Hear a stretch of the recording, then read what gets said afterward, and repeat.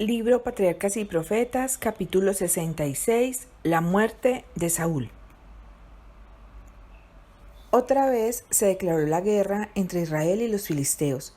Se reunieron pues los filisteos y vinieron a acampar a Sunem, en la orilla norte de la llanura de Jezreel, mientras que Saúl y sus fuerzas acamparon solo a pocas millas de distancia al pie del monte de Gilboa, en el borde meridional de la llanura.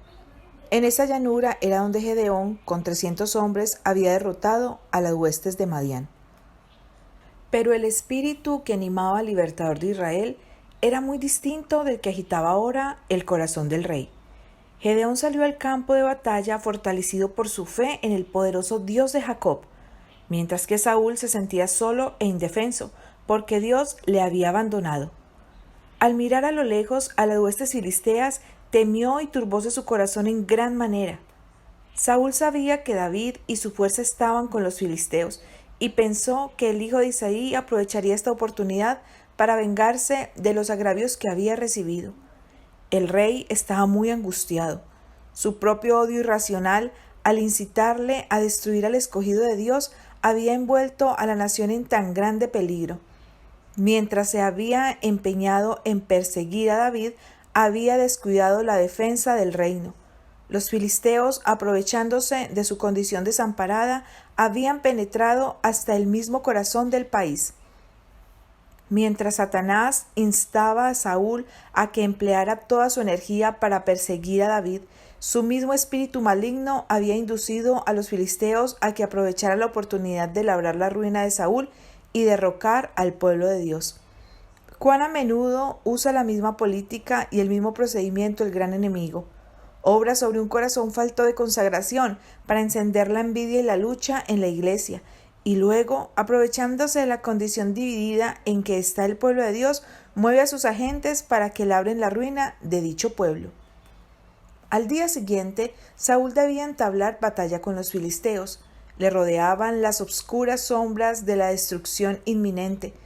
Anhelaba tener ayuda y dirección, pero era en vano que buscara el consejo de Dios. Jehová no le respondió, ni por sueños, ni por Urim, ni por profetas. Nunca se apartó el Señor de un alma que acudiera a él con sinceridad y humildad. ¿Por qué dejó a Saúl sin contestación? Por sus propios actos. El rey había desechado los beneficios de todos los métodos de interrogar a Dios. Había rechazado el consejo de Samuel el profeta. Había desterrado a David, el escogido de Dios. Había dado muerte a los sacerdotes de Jehová. ¿Podía esperar que Dios le contestara cuando había cortado por completo los medios de comunicación que había ordenado el cielo? Habiendo ahuyentado por los pecados al Espíritu de gracia, ¿podía acaso recibir contestación del Señor mediante sueños y revelaciones? Saúl no se volvió a Dios con humildad y arrepentimiento. Lo que él buscaba no era el perdón de su pecado ni la reconciliación con Dios, sino que se le librara de sus enemigos. Por su propia obstinación y rebelión se había separado de Dios.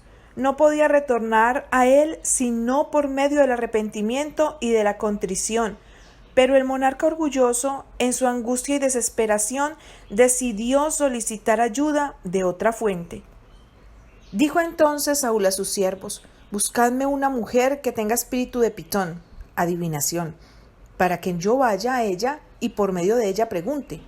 Saúl conocía perfectamente el carácter de la necromancia. Esta había sido expresamente prohibida por el Señor y se había pronunciado sentencia de muerte contra todos los que practicaran sus artes inicuas. Mientras vivía Samuel, Saúl había mandado que se diese muerte a todos los magos y a los que tuviesen espíritu de adivinación. Pero ahora, en un arrebato de desesperación, recurría al oráculo que él mismo había condenado como abominación. Se le dijo al rey que una mujer que tenía espíritu de adivinación vivía oculta en Endor. Esta mujer había pactado con Satanás entregarse por completo a su dominio y cumplir sus propósitos, y en cambio el príncipe del mal hacía milagros para ella y le revelaba cosas secretas. Disfrazándose, Saúl salió protegido por las sombras de la noche, con solo 2 acompañantes para buscar el retiro de la pitonisa. Oh, Cuánta lástima inspira esta escena hacia el rey de Israel conducido cautivo a la voluntad de Satanás. Cuán oscuro es el sendero que elige para sus pies el que insistió en hacer su propia voluntad y resistió a la santa influencia del Espíritu de Dios. Cuán terrible es la servidumbre del que se entrega al dominio del peor de los tiranos, a saber, él mismo. La confianza en Dios y la obediencia a su voluntad eran las únicas condiciones bajo las cuales Saúl podía ser rey de Israel. Si hubiera cumplido con estas condiciones durante todo su reinado, su reino habría estado seguro. Dios habría sido su guía, el Omnipotente su escudo. Dios había soportado mucho tiempo a Saúl, y aunque su rebelión y su obstinación casi habían acallado la voz divina en su alma, aún tenía oportunidad de arrepentirse. Pero cuando en su peligro se apartó de Dios para obtener luz de una aliada de Satanás, cortó el último vínculo que le ataba a su Creador. Se puso completamente bajo el dominio de aquel poder diabólico que desde hacía muchos años se ejercía sobre él y le había llevado al mismo borde de la destrucción. Bajo la protección de las tinieblas nocturnas, Saúl y sus asistentes avanzaron a través de la llanura y dejando sin tropiezo a un lado la hueste filistea, cruzaron la montaña para llegar al solitario domicilio de la pitonisa de Endor. Allí se había ocultado la divina para continuar secretamente la práctica de sus encantamientos profanos. Aunque Saúl estaba disfrazado, su elevada estatura y regio porte indicaban que no era un soldado común. La mujer sospechó que el visitante fuese Saúl, y los ricos regalos que le ofreció reforzaron sus sospechas. Al pedido que le dirigió, yo te ruego que me adivines por el espíritu de Pitón y me hagas subir a quien yo te dijere, la mujer contestó, he aquí tú sabes lo que Saúl ha hecho, cómo ha separado de la tierra los pitones y los adivinos. ¿Por qué, pues, pones tropiezo a mi vida para hacerme matar? Entonces Saúl le juró por Jehová diciendo, vive Jehová, que ningún mal te vendrá por esto. Y cuando ella dijo, ¿a quién te haré venir? Contestó él, a Samuel. Después de practicar sus encantamientos, ella le dijo, he visto dioses que suben de la tierra, un hombre anciano viene cubierto de un manto. Saúl entonces entendió que era Samuel y humillando el rostro a tierra hizo gran reverencia. No fue el santo profeta de Dios el que vino, evocado por los encantamientos de la pitonisa. Samuel no estuvo presente en aquella guarida de los espíritus malos. Aquella aparición sobrenatural fue producida solamente por el poder de Satanás. Le resultó tan fácil asumir entonces la forma de Samuel como tomar la de un ángel de luz cuando tentó a Cristo en el desierto. Las primeras palabras de la mujer cuando estuvo bajo la influencia de su encantamiento se dirigieron al rey. ¿Por qué me has engañado? Que tú eres Saúl. De modo que el primer acto del espíritu malo que se presentó como el profeta consistió en comunicarse secretamente con esta mujer impía para advertirla de cómo se la había engañado. El mensaje que el profeta fingido le dio a Saúl fue: ¿por qué me has inquietado haciéndome venir? Y Saúl respondió: estoy muy acongojado, pues los filisteos pelean contra mí, y Dios se ha apartado de mí, y no me responde más, ni por mano de profetas, ni por sueños. Por esto te he llamado, para que me declares qué tengo de hacer. Mientras vivía Samuel, Saúl había menospreciado su consejo, y manifestado resentimiento por sus reproches. Pero ahora, en la hora de su aflicción y calamidad, consideró la dirección del profeta como la única esperanza, y para comunicarse con el embajador del cielo recurrió en vano a la mensajera del infierno. Saúl se había colocado totalmente en poder de Satanás, y ahora aquel que se deleitaba únicamente en causar miseria y destrucción aprovechó bien la oportunidad para labrar la ruina del desgraciado rey. En contestación a la súplica de Saúl en su agonía, recibió de los supuestos labios de Samuel el terrible mensaje: ¿y para qué me preguntas a mí, habiéndose apartado de ti Jehová, y es tu enemigo? Jehová pues ha hecho como habló por medio de mí, pues ha cortado Jehová el reino de tu mano y lo ha dado a tu compañero David. Como tú no obedeciste a la voz de Jehová, ni cumpliste el furor de su ira sobre Amalec, por eso Jehová te ha hecho esto hoy. Y Jehová entregará a Israel también contigo en manos de los filisteos, y mañana seréis conmigo, tú y tus hijos, y aun el campo de Israel entregará Jehová en manos de los filisteos. A través de toda su carrera de rebelión, Saúl había sido halagado y engañado por Satanás. Es obra del tentador empequeñecer el pecado, hacer el sendero de la transgresión fácil y agradable, cegar la mente de las advertencias y las amenazas del Señor. Satanás, por su poder hechicero, había inducido a Saúl a justificarse en desafío de las reprensiones y advertencias de Samuel. Pero ahora, en su extrema necesidad, se volvía contra él, presentándole la enormidad de su pecado y la imposibilidad de esperar perdón para incitarle a la desesperación. No podría haber elegido una manera mejor para destruir su valor y confundir su juicio, o para inducirle a desesperarse y a destruirse él mismo. El cansancio y el ayuno habían debilitado a Saúl, que se sentía además aterrorizado y atormentado por su conciencia. Cuando oyó aquella espantosa predicción, su cuerpo osciló como una encina ante la tempestad y cayó postrado en tierra. La pitonisa se llenó de alarma. El rey de Israel yacía ante ella como muerto. ¿Cuáles serían las consecuencias para ella si perecía en su retiro? Le pidió que se levantara y comiera algo, alegando que como ella había puesto en peligro su vida al otorgarle lo que deseara, él debía ceder a la súplica de ella para conservar su propia vida.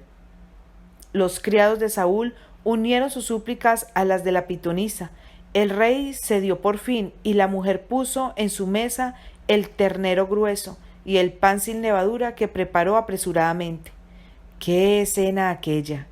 En la rústica cueva de la pitonisa, donde poco antes habían resonado las palabras de condenación y en presencia de la mensajera de Satanás, el que había sido ungido por Dios como rey de todo Israel, se sentó a comer, en preparación para la lucha mortal del día que se avecinaba.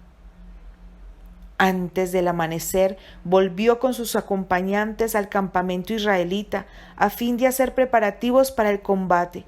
Al consultar aquel espíritu de las tinieblas, Saúl se había destruido. Oprimido por los horrores de la desesperación, le iba a resultar imposible inspirar ánimo a su ejército. Separado de la fuente de fortaleza, no podía dirigir la mente de Israel para que buscara y mirara a Dios como su ayudador. De esta manera, la predicción del mal iba a labrar su propio cumplimiento. En las llanuras de Sunán y en las laderas del monte de Gilboa, los ejércitos de Israel y las huestes filisteas se trabaron en mortal combate. Aunque la temible escena de la cueva de Endor había ahuyentado toda esperanza de su corazón, Saúl luchó con valor desesperado por su trono y por su reino. Pero fue en vano.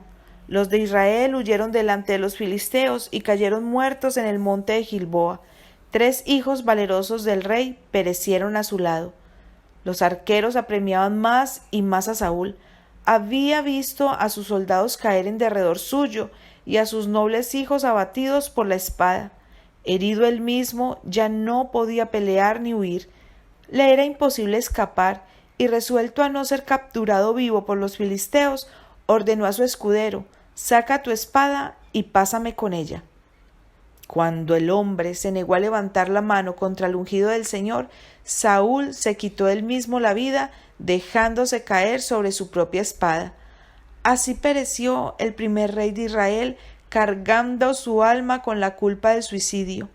Su vida había fracasado y cayó sin honor y desesperado, porque había opuesto su perversa voluntad a la de Dios. Las noticias de la derrota cundieron por todas partes e infundieron terror a todo Israel. El pueblo huyó de las ciudades y los filisteos tomaron posesión de ellas sin molestia alguna. El reinado de Saúl, independiente de Dios, casi había resultado en la ruina de su pueblo. Al día siguiente de la lucha, mientras los filisteos examinaban el campo de batalla para despojar a los muertos, descubrieron los cuerpos de Saúl y de sus 3 hijos. Para completar su triunfo, cortaron la cabeza de Saúl y quitaron la armadura del resto de su cuerpo. Luego esta cabeza sangrienta y la armadura fueron enviadas al país de los filisteos como trofeo de victoria, para que lo noticiaran en el templo de sus ídolos y por el pueblo. La armadura fue por fin colocada en el templo de Astarot, mientras que la cabeza fue fijada en el templo de Dagón. Así se dio la gloria de la victoria al poder de los dioses falsos y se deshonró el nombre de Jehová. Los cadáveres de Saúl y de sus hijos fueron arrastrados a Betsán, ciudad que no estaba muy lejos de Gilboa y cerca del río Jordán. Allí fueron colgados con cadenas para que los devorasen las aves de rapiña. Pero los hombres valientes de Jabes de Galaad, recordando cómo Saúl había liberado su ciudad en años anteriores y más felices, manifestaron su gratitud rescatando los cadáveres del rey y de los príncipes y dándole sepultura honorable. Cruzando el Jordán durante la noche, quitaron el cuerpo de Saúl y los cuerpos de sus hijos del muro de Betsán, y viniendo a Jabes, quemáronlos allí.